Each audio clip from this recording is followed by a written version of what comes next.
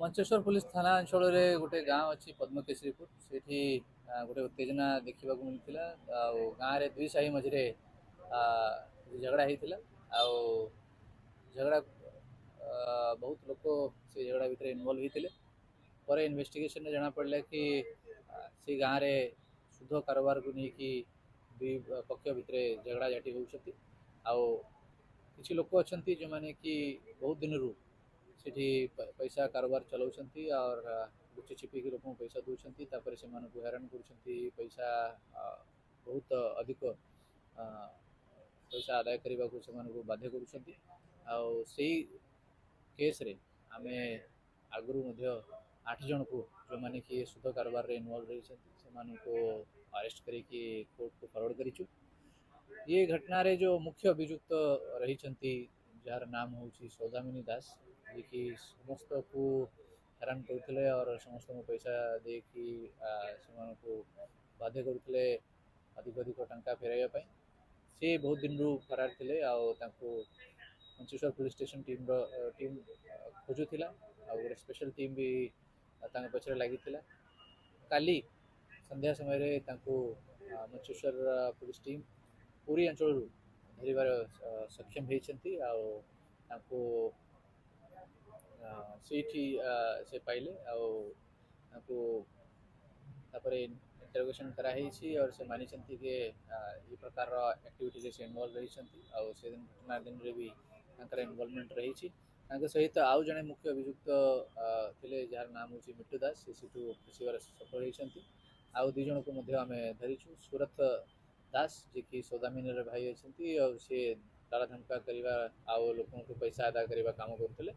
आउ जड़े महिला अच्छा जहाँ नाम हूँ कावेरी दास जे कि मिट्टू दास स्त्री अच्छा से दिन झगड़ा इनवॉल्व थे तीन जन को मंचेश्वर पुलिस अरेस्ट करी Mancheswar police station case number 353 जो कि जुलाई मसरे होता से केस रे को अरेस्ट कर फॉरवर्ड करा इन्वेस्टिगेशन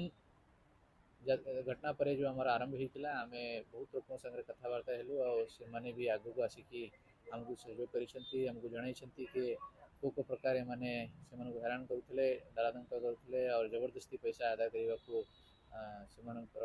सब बड़े से प्रचेषा करते ये लोक आम आहरी नुआ 8टा मामला रुजु करूँ अगेन्स्ट सब केस रे आम एक्शन करूँ से रिमांड कर फर्दर एक्शन आम कंटिन्यू रखू जो पर्यंत एरिया शांति हेनी आम से एरिया रे आमर प्रेजेंस बनई रखीचु आमर क्लोज वॉच रखाई एरिया रे बर्तमान लोकंर पूरा कॉन्फिडेंस अच्छी एरिया रे परिस्थिति सामान्य अच्छी। सर जो अभियुक्त फेरार जो फरार हो से गोटे अन्य व्यक्ति जे कि ये प्रकार पैसा कारबार कर मिट्टू दास ना अच्छी कंटिन्यूअसली आम खबर नौ शीघ्र से शीघ्र भी अरेस्ट करा सौदामिनी दास जहाँ गिरफ कर पूरा शुद्ध कारबार महाजन कारबार मास्टर कहले हम कि से बहुत बड़ा रोल प्ले करते और से पद्मकेशरीपुर एरिया रे सब बेसी शुद्ध कारोबार था से बहुत लोक सागर मिसबिहेव करते बहुत लोकर से हरास कर लोक स्टेटमेंट आसिक समस्त अभियोग सौदामिनी दास विरुद्ध थी और समस्ते एक स्वर कहते कि मुख्य भूमिका रही गाँव में अशांति कर जो भाई भाउज बर्तमान गिरफ होती सौदामिनी रोल कौन